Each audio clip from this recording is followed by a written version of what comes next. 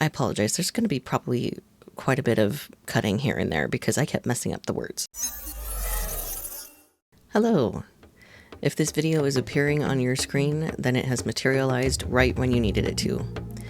Hello, my name is Spencer, and this is Real Television, and this is the channel that I created to sort of act as a bridge for people to understand the connections that we have in real life through story of the mundane and the metaphysical at this point, the spiritual side of things.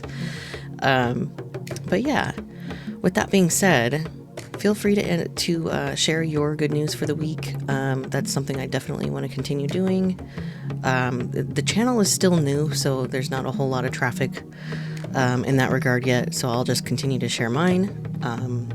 My good news is that I've actually been able to kind of reparent myself when it comes to not feeling guilty for taking time to rest and recharge.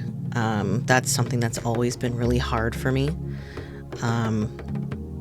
If I'm not doing something, I felt like completely useless. So for me, I was used to constantly spreading myself too thin and burning out, all of that. So it's taken me a long time to kind of get used to the fact that it's okay to take a rest for however long that I need before I continue to pick things back up. And that's what I've really enjoyed about this time from, losing my job and everything, which, I'm still looking, unfortunately. But fingers crossed this takes off, This would be really awesome to do because I really enjoy doing these breakdowns. But I decided that another part of the good news is that I am switching up a little bit how I make the videos. If you're interested in that kind of background, feel free to skip if you're not. I was thinking about having actual critiques about the movie itself rather than just skipping right into the philosophical / spiritual side of the video. Like, for example, pacing or tone or things I didn't really like. 222 on the timer. Just figured I'd tell somebody that because maybe that's important to somebody right now as they're watching. And maybe that's their sign to continue watching. Who knows? But I will say that this movie was fantastic to me. A lot of people have a lot of criticisms, which I address in the regular part of the review of this podcast style series that I've started. But yeah, no, this movie was actually a lot better than I thought it would be. Just based on like all of the reviews and the complaints that I've seen, I'm like, a lot of them are unfounded, in my opinion. And I'll explain why with like screenshots and stuff like that. And that's the other thing I wanted to tell you is that the channel's going to be a little bit different because I decided to put a little bit more effort into the videos as far as the editing goes. Just so it's not just me talking endlessly. That way you have some sort of visual, at least at key points. I'll show like specifically what part I'm talking about. If it's like a quote or an example of something I'm talking about, that's what I've decided to kind of change about the videos. So I'm excited about that. It's just going to be a little bit longer for the time in between each video, unless it's a different channel on the channel, like my art stuff, because those are going to be like shorter videos, but they are still pertinent and still are connected to this channel, channel 1. Like, for instance, this one I'm going to be talking a little bit about what leadership is to me, and it connects to the first video on, I think it's channel 7. I'm still trying to remember all of them because this is the main one.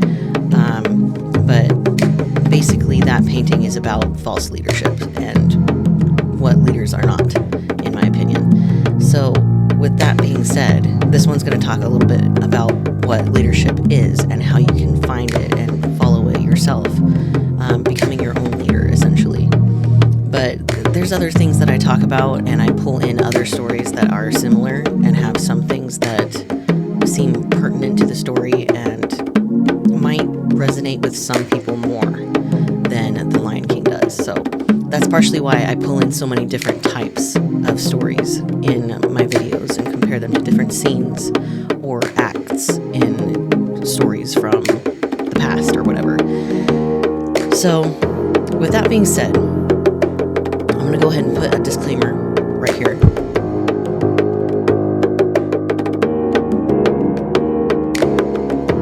And that's just, obviously to cover my butt in case somebody decides to do something silly with the information that I've provided. So, with that being said, let's just get right into it. And I'll put like timestamps and stuff so that y'all know when the actual review starts and where the philosophical / spiritual side starts as well. So if you want to skip to that, go ahead. That's totally fine. I completely understand. So yeah, let's get started.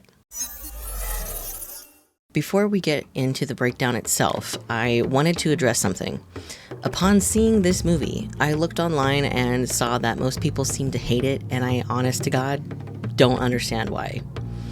If you're upset that they didn't make it look like a cartoon or that it's too realistic, just remember you're literally watching a movie about lions who talk.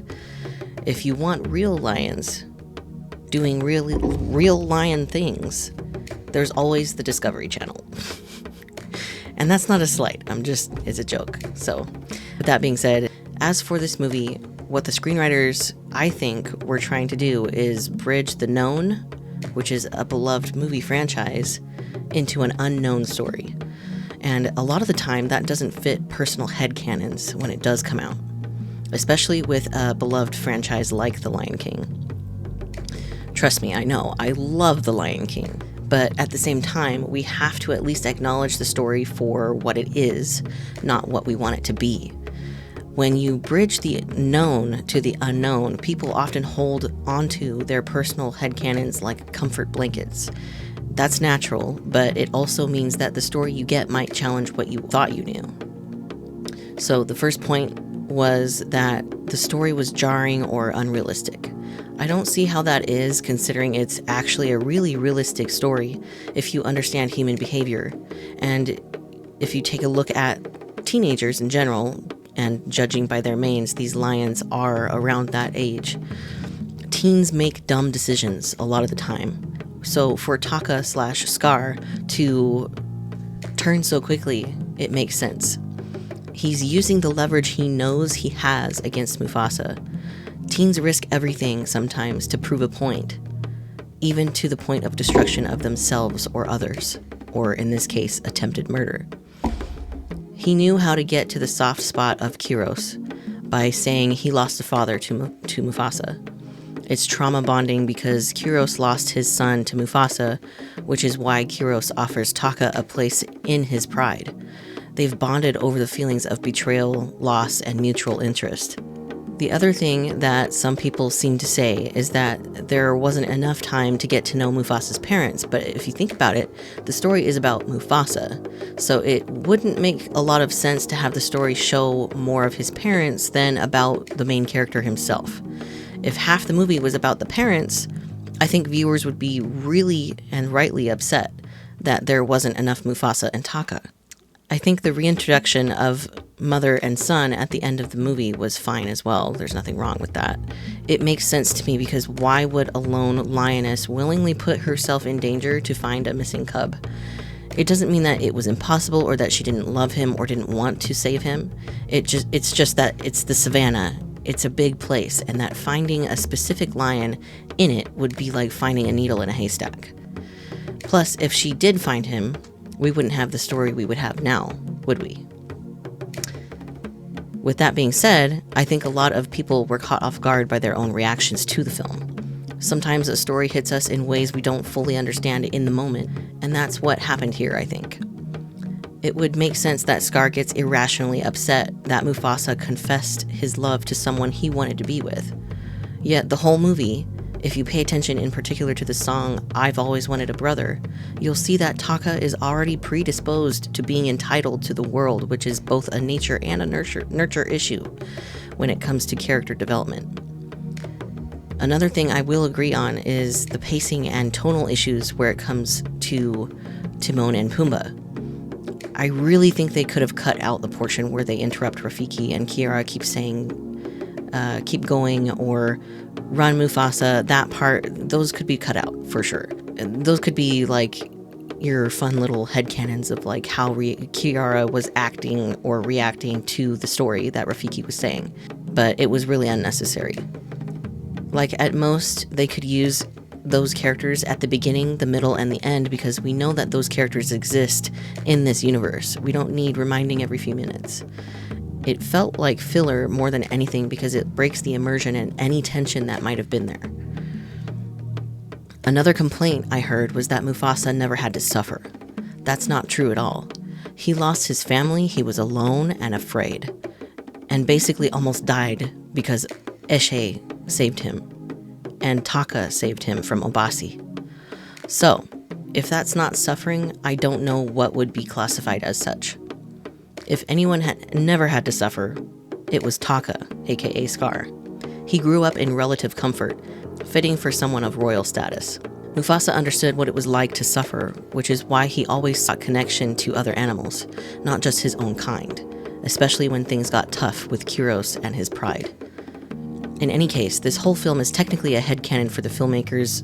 They just wanted to expand on the universe that so many people enjoy. But I digress. There's a lot of structural information in regards to how realistic this movie actually is when it comes to the characters themselves and their stories. The reason it's such a divisive film isn't because of the reasons most people think when a movie is deemed bad. It's because this movie speaks to your soul. It's not soulless in the sense that most people think. You just have to tweak your perspective a little bit. For that, I'll be pulling in similar stories that might not seem relevant at first, but I'll explain why they are and what it brings to the story of Mufasa. So to get a little deeper, let me ask you this. What do the movies Mufasa, Avatar, and Maleficent, and my own book series, shameless plug, have in common? A lot more than you'd think. Stories have a lot to teach us, which is partly why I made this channel, like I said. My love for storytelling is like a bit of magic in the world that shows us different worlds and scenarios we can learn from and see ourselves in. Some identify with particular characters, but when you understand the full picture, you see yourself in all of the characters. Taka was a prince, but true leadership involves taking on new information and knowing that no one owes you anything just because you expect it. That can be a form of manipulation and narcissism. Even if you had good intentions in the beginning, but didn't realize you were expecting someone to be in your debt forever, which is the case for Taka. Other people are allowed to be happy. Sarabi chose Mufasa first. Taka had a chance to tell Sarabi how he felt, but he felt unworthy.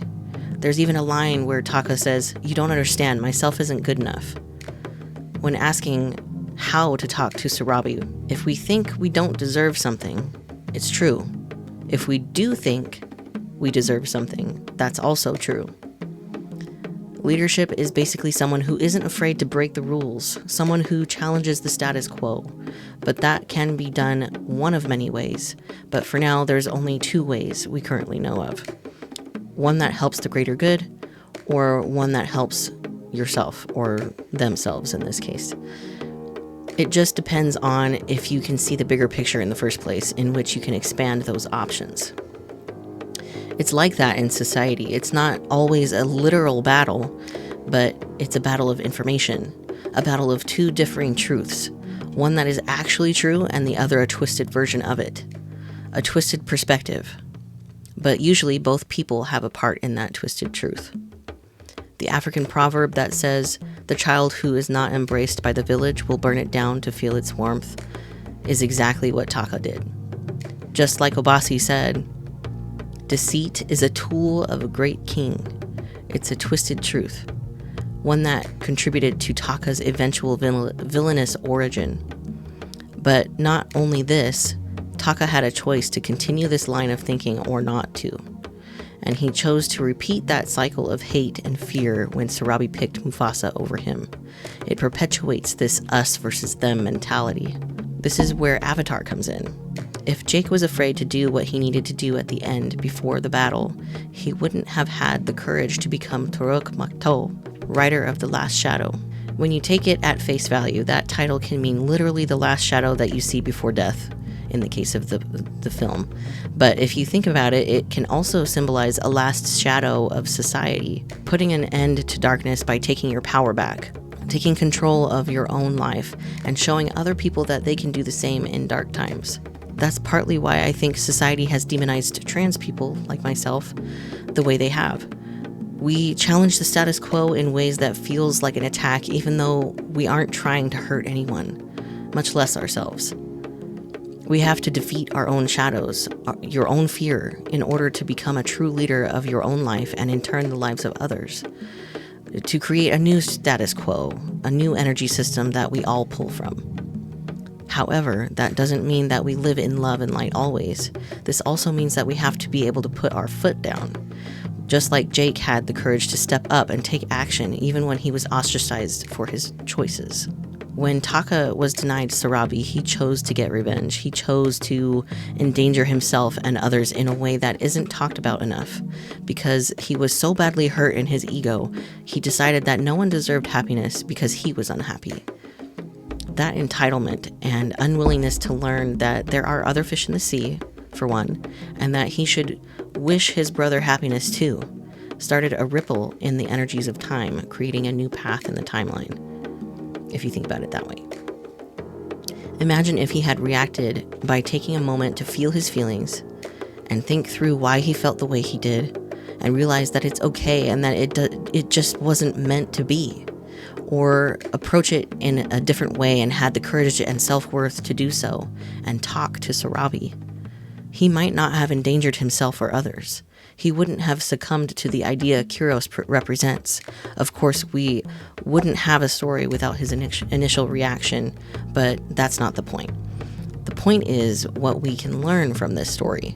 The truth that can exist in stories and in turn our lives, because even though stories can be fake or fantasy, they are still based on human behavior in a way, albeit sometimes embellished with specific qualities depending on the character. Anger can be used as a tool as well, but it depends on how you use it. Just like any other tool or emotion, anger can be used to get revenge or make something right. They aren't mutually exclusive. For example, the movie Maleficent with Angelina Jolie, when she's betrayed by Stefan and he takes her wings. That is a reason to be angry.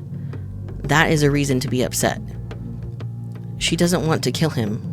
She just wants him to pay for what he did to her, which is why she cursed Aurora, and why Taka, aka Scar, in The Lion King aims to kill Simba. But both are using the same tool, but one is using the shadow aspect of anger the whole time, and one is not. Granted, Maleficent uses it that way at first, but eventually fixes it because she realizes that true love is also parental and platonic, and that her romance with Stefan wasn't the right partnership anyway. Those who use their anger and leadership in the shadow aspect, aka with ill intent, endangers peace and sanctity of life if left unchecked. Had Taka been braver and actually made an effort to be truthful and believe in himself, he could have had a different outcome. If you believe in yourself and you have courage, you challenge current energy structures, aka societal beliefs agreed upon by most people. But challenging that by yourself is hard. The part in the movie Mufasa where Rafiki is telling Kiara about who the outsiders are, he says, "The outsiders come from many prides, but when they are born, they are hated because they are different from their tribe." And when Kiara asks, why do they want to hurt everybody? He says, sometimes when the people most like you don't love you, it is a hurt that can cause the greatest pain, and this pain can lead you to hate everything. It honestly hurts my heart because I know how that can feel, to feel so different and afraid to be yourself, to feel like no one understands the real you and that it's nothing to fear. If you remember some of the earlier episodes, I talked about how I felt different my whole life and tried to conform to the ways that people wanted me to for fear of that exact thing. To be too different from my pride, my family, my neighborhood. I sensed that it would be too dangerous, which ties in with the previous episodes where I talked about why politicians like the far right ones of today are so hell-bent on hurting everybody with their laws and their restrictions and their bans. The saying hurt people is just a shorter version of this conversation, yet is illustrated so beautifully between Taka, Mufasa, Sarabi, and Kiros. There's a reason a lot of people identify or sympathize or empathize with the villains rather than the heroes, because we only understand half of the story, half of the perspective. For example, if we go back to Taka's father, Obasi, he says, "When we come upon an outsider, tell me, what do? Eat it. We do not associate with outsiders. The only true bond is blood." That's a very problematic statement towards the end there. I know he was referencing literal blood of a king rather than racial ideologies, but that's where racism, homophobia, and transphobia come from, among other things. The very fact that someone doesn't want to change, to understand, to care, to see value in someone else because their ego has grown too much and clouded their vision and twisted their intuition into pretzels.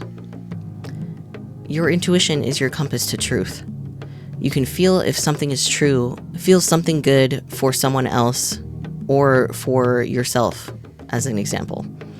For example, and be prepared, pun intended, because this next part is heavy as fuck. If you are one of those people who are wishing ill on those who are in that, let's just call it what it is, a concentration camp in Florida, simply because they are different than you and they come from somewhere else, you've been blinded by false light. You think you are better than someone else just because you think that bright white light equals purity or truth. I like to reference color theory rather than use examples of words that can be misconstrued as a metaphor. Just because the light is seen as white doesn't mean it's pure. In fact, white light is made when all wavelengths combine, which is different from mixing pigments like paint. If you mix all paint colors, you'll get something that resembles black, brown, or gray, because pigments absorb light, not emit it. But with actual light, combining all colors makes white. That's where you have to use discernment. You'll know if something is true or not based on how that light makes you feel. With that being said, diversity is the key. Learning and understanding is the key to a better life for yourself and others. But you have to be willing to unlearn things that you previously thought were true. You have to be willing to deprogram and reprogram your beliefs and your brain, your spirit, your mind, and your body. Your body acts as a conduit. It holds things even if you aren't physically holding anything. It remembers. You are not your body. What you carry in your body matters. What you teach your body to hold matters. Your thoughts and ideas matter. That's why they say that you deconstruct things in your mind when you, for example, leave a religion, like I did. You spend a lot of time trying to deconstruct harmful beliefs about yourself and about life in general. Once you rid yourself of untrue things, your body releases them. Sometimes that can be painful. In a previous video, I talked about how I lifted a lot of spiritual weight and then the next day woke up to being unable to move because my back hurt so bad. Why is it? It's never done that before. Up until I got rid of the weight that was in my mind and spirit first. Makes you think, huh? When we help ourselves and give permission to others to find their truths, we can all be our own kings, queens, and masters of our own lives, while living in harmony with those who support and love us as we are.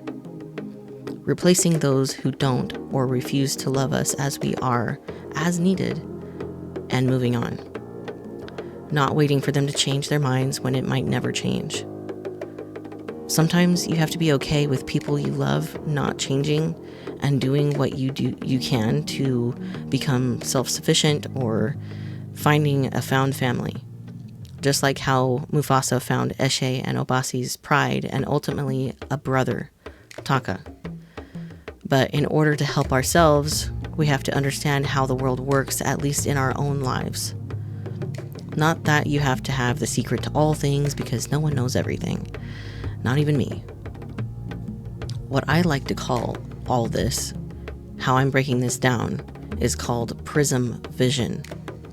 I've touched on it before in one of my earlier videos, but I figured I'd bring it back to explain it in slightly more detail. If you think of these stories like separate kaleidoscopes, and you take them and smash them on the ground one by one and in the same spot, and then try to piece them together bit by bit into one cohesive kaleidoscope, you can then see the bigger picture in great detail. It's like opening a clam and finding pearls inside each one, but they are all the same, yet not at all. They come from different stories, but they are all pulling from the same ether. That same magic that is life itself, creation. That's why the spiritual community says that creation is magic itself. At least I call it that. If you know anything about sacred geometry, the dodecahedron represents the universe or spirit, or ether in this case. The other shapes, according to my own research, is the cube, tetrahedron, octahedron, and icosahedron. I think that's how you say it. Respectively, it's earth, fire, air, and water. If you include the dodecahedron, it creates a pentacle of 5 points. We are all connected to something greater, whether we acknowledge it or not. And just like these shapes form a complete picture when combined, the stories and games we take part in can reflect the same truths in unexpected ways. Speaking of unexpected connections, dodecahedrons are related to the movie Mufasa in a different way. If you take the actor who voices Obasi, he also voices Shax in Destiny 2. In Destiny 2, you have dodecahedrons that give you weapons and armor. This is one of my favorite games because of its player versus player aspect called the Crucible. I've talked about the Crucible before in previous videos of different movies, but in a way, life is a crucible. You go through it to purify yourself, to learn and grow, to create and help those who are lost or who don't understand the lessons or can't find the key to their destiny, pun fully intended, which is why you have to have the best tools at your disposal that work for you specifically. What a funny thing that this actor is in both of these. Makes you think. He represents two sides of the same coin when it comes to these two characters. They both teach, but one is not teaching correctly and one is. One defends his pride through deceit, laziness, and entitlement, and the other teaches through harsh training, having them die over and over again, but for good reason. Using the tools, the ghost's revive ability in the game, at his disposal to protect those in the city. This is why they say the truth will set you free. Once you see the bigger picture, it provides you a way to get out of your circumstances and your state of being and into a better one. For example, like I mentioned in the Aladdin episode, I mentioned I lost my job, and at the beginning of this video, I told you about that. And I live in a shed. I'm using my talents and interests in a way that helps others, or is at least attempting to do so, because I'm brave enough to put myself out there and voice my opinion. Sort of how Mufasa does the same at the end of the movie. He walks up to the top of Pride Rock and roars. He uses his voice to rally people together during the final battle as well. You have the codes to deprogram yourself right in front of you this whole time. But you had to choose to see it that way and have faith in yourself that you could change your stars, your fate, your destiny, yourself, and your life.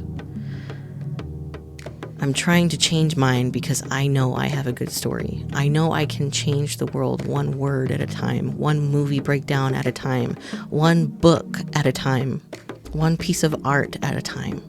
Whatever gives me hope and love. Another way to look at this is flies. The eyes of flies. You know how they have those different facets in them that they use to see out of, and how they all create one image for them to use to navigate the world. Once you see all the different facets of your perspective, you know where you are in the world and how to change it. You can navigate yourself out of rough waters. Anyway, you can navigate from the deserts of Africa to your own Malele, your own forever, your own Garden of Eden, if you like that comparison more. This is where you can start to call your power back, to call for manifestation in addition to inspired action you take on the 3D side of things. Granted, I did want to emphasize that this does not mean that you can necessarily get rid of anxiety or depression or other mental health issues with the click of your tongue. That doesn't mean that you shouldn't utilize the healthcare system if you have access to it. But I'd be interested to know if a lot of the mental illnesses we suffer from at one point in time or another can be cured simply by treating our fellow people differently, one level at a time, until we create a status quo that works for most, if not all, people. Granted, it still wouldn't be perfect, it would take a while, and it wouldn't be a utopia, but it would be damn close. It would simply be a better world overall. We would all be free to have and live in our own truths without worry that something could come along and take it away from us, or at least less probability of it happening. Those facets are like puzzle pieces because truth is light, and when you have enough light, you can see your way out of fear, of darkness, of sadness, and ultimately finding joy in your life. If we were all allowed to have joy in life just because we treated each other better, there would be less crime, less violence, and less troubles in the world. We would have more time to do what we love and love who we love. Confirmation burp. But this is why systems seek to control creativity. They seek to limit what kind of music we can make, what kind of art we can make, what kind of books we can write, because they fear that it would inspire us to change. If we change, so does the system, and a lot of people are not comfortable with change at all. Change means pain, and change also means removal of corrupt things sometimes. When some things are corrupt, they'll do anything to keep themselves in a position of power, since it stems from them feeling like they have no power in the first place. Ironic, isn't it? They feel that they have no power, and yet they constantly seek it out, and even when they do find power and grasp it in their hands, it's still not enough to fill the hole in their soul. When you stand in truth, the world becomes a little brighter, one person at a time. More flowers bloom in the Pride Lands, just like in the movie Mufasa. And like in Avatar, the roots of Ewa feel stronger. In Destiny 2, the city is protected. And in Maleficent, we are allowed to discover our real power. Be reborn like a phoenix, as someone new and yet not new at the same time. We become more balanced and can see clearer than we used to, just like Sarabi sees Mufasa. But again, you have to choose to see it that way, no matter what happens. Once you know the truth, it can't be unknown.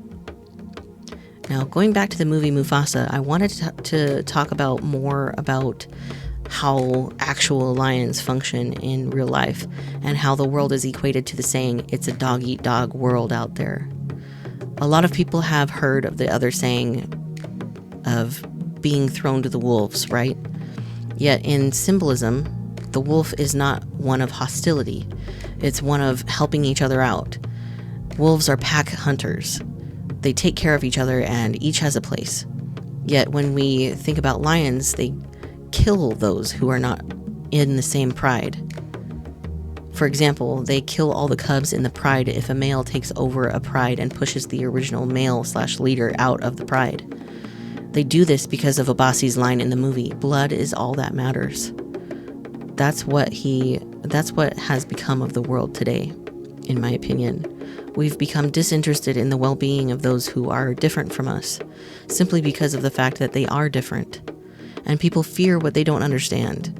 It's threatening to them. It prevents progress on both a personal level and a societal level. It doesn't have to be that way, though. Not if you choose differently and take a second to breathe and understand yourself and other people's actions and why they might have done what they did, for starters. Everyone is someone's villain in their story, and we all have a choice to learn from those in our lives who treat us unkindly. That doesn't mean that we should stop loving them or hoping for the best from and for them.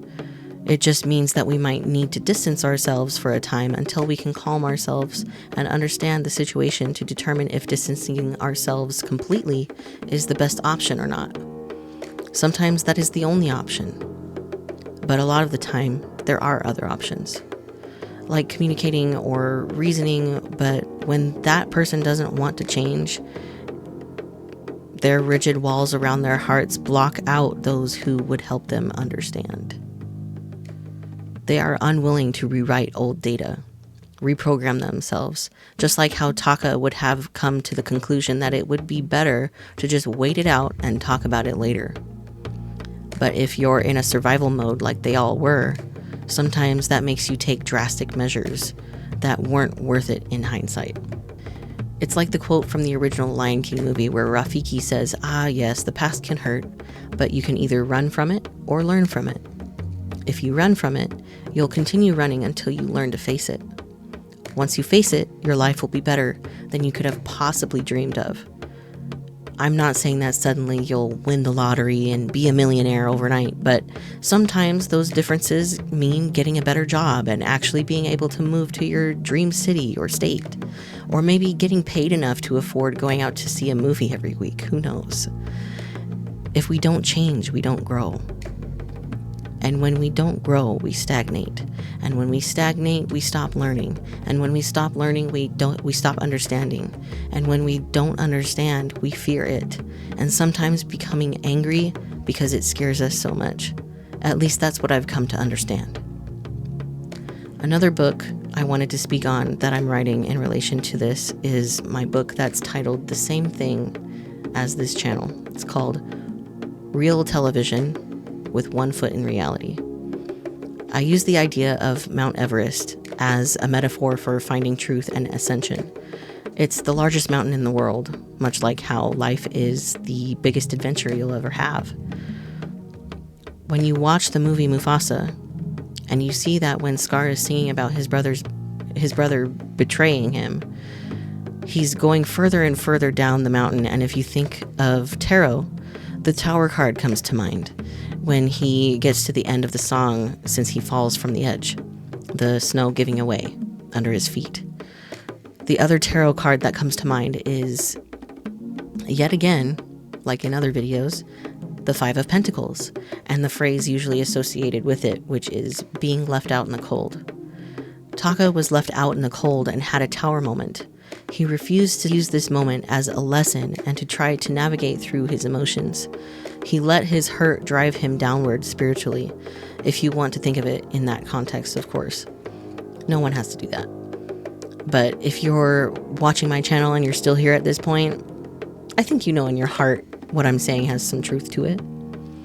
I mention this because it ties in with what I've been talking about this whole time, and it ties in beautifully with my other book series called the Nova RN series, or the Ragnarok series, I call it. Either option is fine, I just prefer the latter one.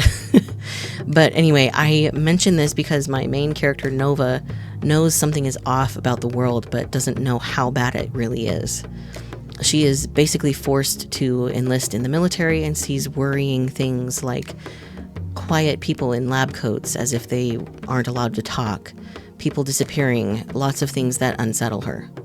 So she chooses to seek the truth despite the danger and finds her tribe, people who found the same thing and want to help the greater good rather than stick their heads in the sand. I realized while writing this series, and by the way, it's only 150 pages written so far, so hopefully it'll get longer. But back to the point. I realized while I was writing this that this is my strength and my tool, and I'm going to use it for the greater good. I made this channel because I realized that my words have power. My thoughts matter and that people need to hear it. One way or another. I just happen to be the one to take action. Like a leader should. I don't like the title of leader because I'm still working on understanding what it means to be a leader, but I'm sharing what I've found so far, and I'm open to new insights, of course. That's all I can say for now about that. The rebel group that my character Nova finds is called Yggdrasil's Watch. The whole book rides on a lot of Norse mythology, which it's funny because I'm wearing my hammer. Their symbol is Yggdrasil, but the center, the trunk, is smashed, much like the sword from Lord of the Rings that's broken into a million pieces. It's a symbol that even if the system is broken, we are still connected. Root and branch, past and present, thought and memory.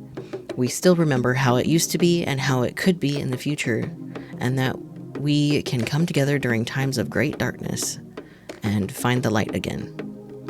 Just like how trees and other plants search the soil to find the light and grow into something new, rather than stay a seed buried in the dirt forever. Their mantra they have in this camp is this: the roots remember, the branches reach, and the trunk provides.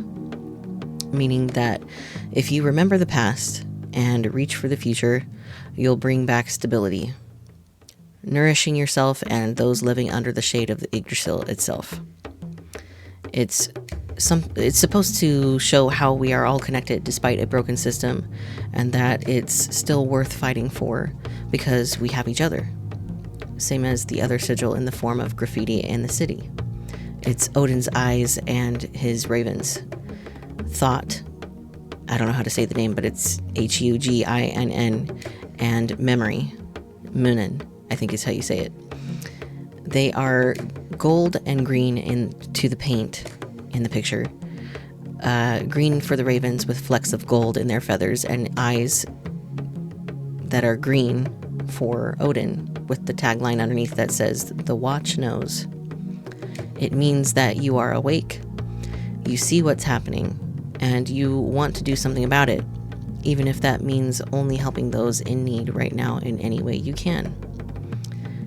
This just underscores what I've been talking about this whole time, that we have to see the value in each other, even if we don't understand it at the time, because there are bigger things happening right now, right in front of us. We can't be busy fighting each other when all we have to do is find solace in ourselves and those around us. There will be time for understanding if we trust the process, but you have to be willing to be uncomfortable. Ask yourself questions that you don't like asking. Being true to yourself even when it hurts because you didn't realize something about yourself that maybe wasn't the best, for example. It takes a lot of discipline and a level of introspection and curiosity that most people don't continue with after a few days. Your head might hurt sometimes with all the thinking, but pace yourself and you'll start to see that bigger picture bit by bit, puzzle piece by puzzle piece. Unfortunately, Scar didn't allow himself to think about his reaction too deeply, which is why he becomes a villain in the first place. He allowed himself to feel too deeply without trying to understand it at all, and rather than finding balance and not getting consumed by it, he chose to repeat a cycle of hatred started by his own father and probably the father before that. Which takes me back to the point about anger being a tool. You can choose to have either fear-based anger or principled anger, Taka's path or Mufasa's path. For example, if you take fear-based anger, it would sound something like this: I'm gonna hurt you so you can't be happier than me. Principled anger sounds more like this: I'm going to stand up because what's happening is wrong and I'm not gonna let it spread. Can you hear and understand the difference? One small act can mean the difference between peace or chaos over time. Once it has enough time, it will weave itself into the system. At that point, it becomes much harder to change. it becomes a part of the energy structures within that system and in turn society. Speaking of energy, that brings me to climate change. This is all connected. Stay with me here. Based on all the things I've mentioned in this video alone, it would be plausible to say that if we hate ourselves so much that we don't care about anyone else but ourselves, that it would affect the earth, right? If we don't care about anything else but our own well-being, it affects everyone.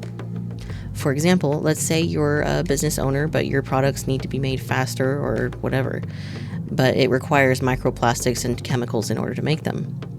Do you make them with those ingredients to save a dime per product, or do you make it with better ingredients so that when it inevitably ends up in the trash, it doesn't ruin the soil or affect the weather? If you don't know how environments and ecosystems work when it comes to footprints and consumption, take a geography or environmentalism class or watch some videos on it from YouTube. You'll learn so much. That was a pop from my water bottle. When I went to college, it was required to take some sort of science class that interested me, for the credit, of course. So I chose an environmental class. Highly recommend it. But if we don't care for ourselves, how can we expect to take care of Earth herself? That's where scientists come in. They are what I sometimes like to call science shamans or science wizards, because they literally work with elements and animals and figure out how they tick and what is needed to improve it and what it could be used for. The actual hardware of how the world works. Whereas what I'm doing is the software. You have to have good software in order for the hardware to run correctly, and vice versa. Since we haven't had good software, the hardware suffers. Earth suffers, people suffer, animals suffer, ecosystems suffer. The ripple you thought wouldn't matter much matters a whole hell of a lot, even if it's just as simple as using a paper straw or not. It's the butterfly effect in motion. The world, just like the world in Avatar, is our own living, breathing organism. We just live on it. If we don't take care of her, who will? That brings me to other wizards of the world, the people who calculate statistics or who study human behavior or the body, or who knows the odds of someone getting cancer or not, and what helps avoid getting it. Psychologists, therapists, lawyers, artists, musicians, etc. We all have a role to play, and we all have the key to making this world a better place. If only we choose to have empathy and live by it. If we have empathy, we can take the data we find and quantify what it would take to change the world. That's how we get out of this 3D mindset, out of survival and into thriving together. For example, the TV show Charmed, where Prue gets the powers of an empath from a demon who was cursed by a true empath to feel human emotions. I've included a scene in the homework section of the description so that you can see what I mean. Those who are in pain and can't understand their emotions or other people and why they feel cursed because they feel that no one understands them or their pain, whether physical, emotional, psychological, spiritual, or socially/financially. We have to be there for people, especially when they need it the most. I will say that this does not mean that those who have a hard time understanding emotions are demons. That's not what I'm saying. Far from it. It just might mean that they might have a harder time connecting to spirit or other people, that's all. But the world improves on all levels dramatically once we start caring about each other, no matter where we come from or who we are. Which brings me back to Rafiki's explanation regarding the outsiders. When Taka plans with Kuros and his pride in the mountains, it shows that he chose the side that he thought would love him more, in a roundabout way. He felt betrayed by those who he thought loved him and would do anything for him, yet they didn't, at least in his mind, they didn't. And so he turned to those who he knew could understand his pain and would help him do something about it, even if that meant it wasn't a healthy way. Just like that African proverb from the beginning, the child who is not embraced by the village will burn it down to feel its warmth. Once someone feels like there's nowhere else to go, they'll resort to tactics that affect others, which creates the ripple effect I've talked about in all of my breakdown episodes so far. If we pay attention to what is happening now and in the future, we'll be able to gauge where we are at as a collective, and we can do something about it if it goes out of balance. It won't be overnight, but it would be bit by bit, balancing the scales of justice in a spiritual sense and a practical sense at the same time. Because of this, with me saying all of this, there's a level of understanding that needs to be met in order to see the full picture of what I'm talking about. But hopefully it's clear enough that you will start to understand at least. If you think about it, the world is living like the baboons that Rafiki was cast out from in the movie. We all have one hand over our eye and call it truth. When if we just choose to remove our hand from the other eye, we would see a full picture, full of different perspectives and different parts of life that make it beautiful, the good and the bad. If we refuse to change or accept differences, we cut off any value or spark someone had to our lives and society as a whole. We cut off their unique strengths, their unique insights, and truths that they hold that would benefit everyone on some level or another. We have to start thinking of each other in a way that's portrayed in the song We Go Together in the movie. They are talking about love, but it also can mean friendship. The part where Zazu says, sometimes you need a bird's eye view is especially important. You have to learn to zoom out sometimes and not get so caught up in small things. It might feel like those small things are huge, but you have to remember that in the grand scheme of things, a lot of what feels big isn't so big after all. We have to remember that we are out on a rock in the middle of space. We have to learn to have some fun every once in a while. We can't be so serious all the time. It leads to burnout and stress and sometimes death depending on how bad it gets. The end of that musical number in particular is intriguing to me, and it's worth mentioning. If you take a look here, I'll put something on the screen. I'll put a screenshot so that you can see what I'm talking about. In the top left corner, there's Taka. Bottom left corner is Mufasa, Zazu in the bottom right, and Sarabi in the top right corner, and Rafiki in the middle of all of them. The horizontal axis from Mufasa to Zazu would represent the energetic polarity, and the vertical axis from Mufasa to Taka would be the energetic direction, external action to internal wisdom, something like that. You can quantify any given act this way. Anything between Taka and Mufasa could be considered the love versus hate scale, and the spaces between Sarabi to Zazu and from Zazu to Mufasa could represent balance within any given person. So depending on the levels of them, it would show that place that they're acting from. For example, if we take Taka himself and his choice to talk to Kiros and team up with him, he could be quantified as being in the top left corner as he is now, because he is acting more from hate than from love, from Taka to Mufasa. And he is acting in the divine masculine, which is the scale between Taka and Sarabi, masculine and feminine. And he is not balanced because the dot is way off the center where Rafiki is. You have to be in the middle, equal distance away from all of it. Detachment. That's why they say balance is important in spirituality, and that you have to be, you want to be detached so that your manifestations come in. But that portion is something for a different video, I think. Or, as another example, if we take Sarabi and her choice to follow her intuition, aka her truth compass, like I mentioned before, she was acting in her divine feminine and masculine. She retreated within, thought about it, and then when the time was right, she acted on it. Her divine masculine and feminine was balanced and was acting with love for herself and Mufasa. She was seeing the bird's eye view in Taka's role in Mufasa's life, which is why she says, no, his destiny was to save you. She saw his worth. She saw who he really was, which makes me think of the saying from Avatar, I see you. It means you see all of someone.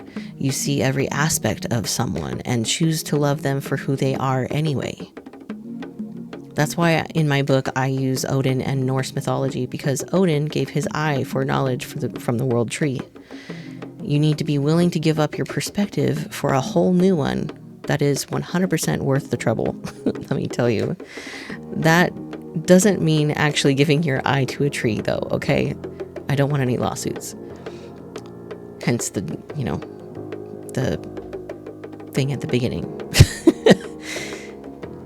But that does mean being willing to see things from alternative perspectives without getting defensive, or at least controlling your reaction as best as possible.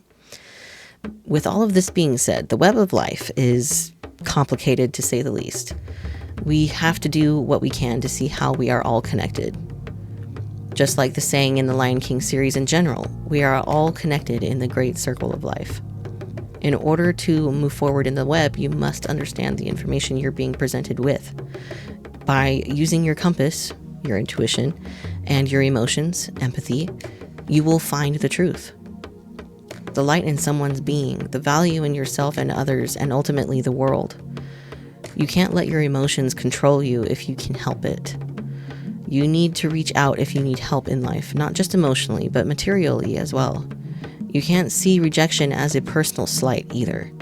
You should view it as a divine redirection. As they say in the spiritual community, rejection is protection. Spirit usually has a funny way of providing something to you that would have been even better than what you thought you wanted in the first place.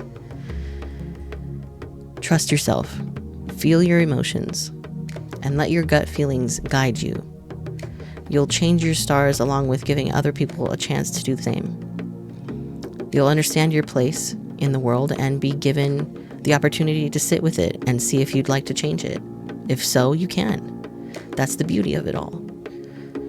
Like Taka, we can either choose to be swallowed up in anger or rejection and choose the harder route, or we can take the route less traveled and feel through the emotions, the thoughts, the beliefs that we have that might not be true, and understand that sometimes it's just life when something bad happens. But know that following love and light rather than darkness and hate is going to get you farther than you ever thought possible, as long as you do it with the right reasons, and that you protect your energy from those who would seek to destroy it in whatever way they can.